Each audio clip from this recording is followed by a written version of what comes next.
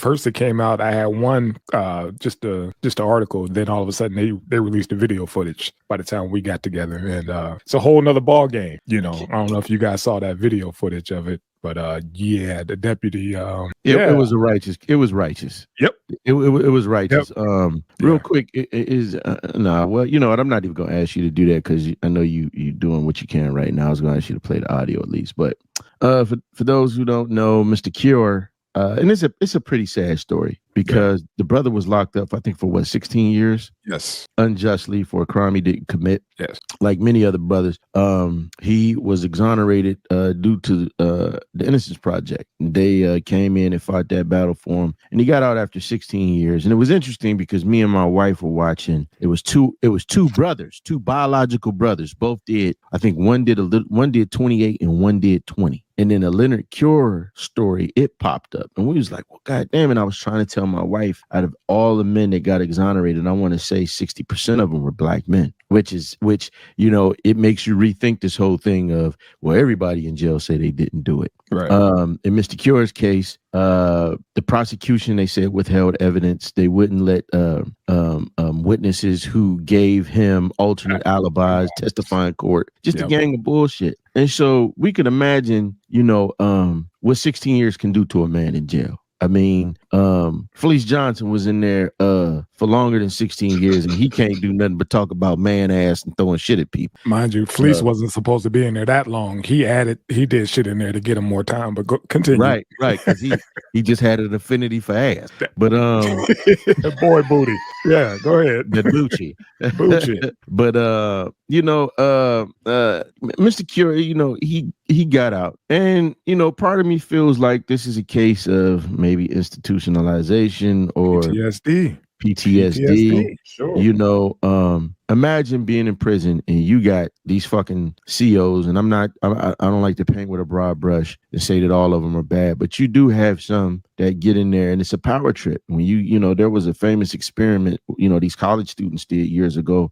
The Cuddy might know what it is, but some of the college students were inmates, and some of the college students were COs. And it broke up fucking friendships. Yeah. People's psyches were broken. Yeah. It was a power trip thing. So, you know, if you watch the video, you know, you can actually see him speed past the cop through traffic. Cop clocked him at 100 miles per hour, pulled him over, you know, asked him to get out. He didn't want to get out at first. He had his taser pulled. So to make, you know, in my mind, to make sure he didn't accidentally pull that yimmy yow, which is what a lot of people do. And the brother got out acting a little bit erratic. You know, he finally, once he got him out, you know, he told him to put his hands on the back of the truck, which he did in a very weird stance. And he said, what am I being arrested for? He said, you know, you were speeding, you went by me doing 100. He said, well, I ain't even driving, man. And nobody was hurt. That's just a speeding ticket. He said, well, that's a criminal offense here in, what is it, Georgia? I think it is. Yeah.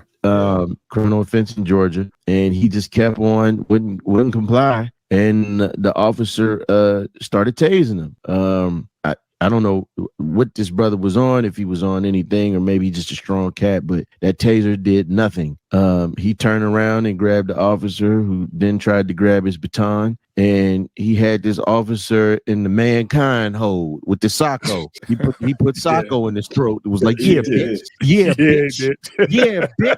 And we all know when the motherfucker, we know a motherfucker got you when they saying, yeah, bitch, and they repeating it. Yeah, bitch. Females do that. Yeah, bitch. Yeah, bitch. And he had him in the yeah, bitch. And he caught one. It looked to the ribs, man. He collapsed and he was flailing. In this video, man, I saw an officer shoot only one time, so it wasn't overkill. And he called for backup immediately. He called for an ambulance. We had a Brinks truck driver come to back him up, which was a cool thing because he saw the fight. And he once backup came, you know, they immediately applied medical. What am I looking for? Medical attention. They gave him medical attention, and that was it, man. The brother passed away on the ground. My first thoughts was PTSD. Yeah. Those lights, dude, telling them, you know, to get out the car and then I'm gonna put you in these cuffs. He was like, man, I done did 16. I ain't going back for nothing. Right. For nothing. I'm not doing any of that shit no more. I'm done. I knew Fleece, motherfucker. I'm not going back. But, yeah. You know, all jokes aside, man, it this is one of the times that people do have to wait for all of the facts to come in. That part. And also people should be a bit more compassionate, because in the article you sent when I was reading it, you know how they might put like one Twitter user's comments. Yeah. Or X, whatever they call it. And the dude was like, oh yeah, this is the guy who they said talked to children and did this. And he was, this real sarcastic shit. And it's like, dude, two things can be true at the same time. Mm-hmm. And I know we're at a weird place in America where we're seeing in a lot of these cities, crime is running rampant. We got a lot of officers that want to do things their way. So because they couldn't, they left. And you do have those good officers there who are trying to police properly and treat people as human beings. And we can have our hearts can go out to the officer, and we can back the officer while also understanding that what happened to this gentleman was unjust. In 16 years of his life, his youth was gone, that he could have spent developing himself, starting a family or whatever. That does something to a man. Prison is that shit is more than punishment. It reforms no one. It's not. They took all. I don't even think it's college courses in prison anymore. Yeah, they took a bunch of shit away. There's no rehabilitation. All you go in there to just do time. Right. That's it. I mean, the most you got now is Netflix and the phone. They took the weights away. They took the college courses, which, I understand some people's argument. Like, all right, man, I'm out here paying all this money to go to school, and you in there getting an education, off the taxpayer dollar. But still, man,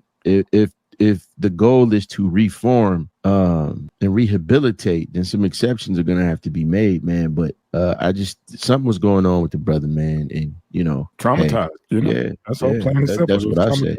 Because when I first saw it again, like I said, I was like, oh shit, here we go. They didn't, fucked around and killed this dude. He done did his time and then came home to get killed. He didn't survive prison and then come home to get killed over a speeding ticket. Yeah. Then I saw the video and was just like you said, now we got actual video footage and more facts are coming out. And to me, it was justifiable because the dude was like, I got to get this motherfucker off me. He's trying to choke me the fuck out. It's either me or him. One of those situations. It was one-on-one. And dude, just go ahead and, put them cuffs on and take your ticket or do whatever you got to do. But that, he was triggered. And hey man, it's a bad thing, man. It just 16 years gone, man. And I'm not condoning him grabbing the cop whatsoever. And like I said, it was justified, but goddamn, 16 years to that. Yeah. It's sad because he survived prison. Yeah. Or did he survive prison? Or he just made it out. I can't say he survived. He made it out.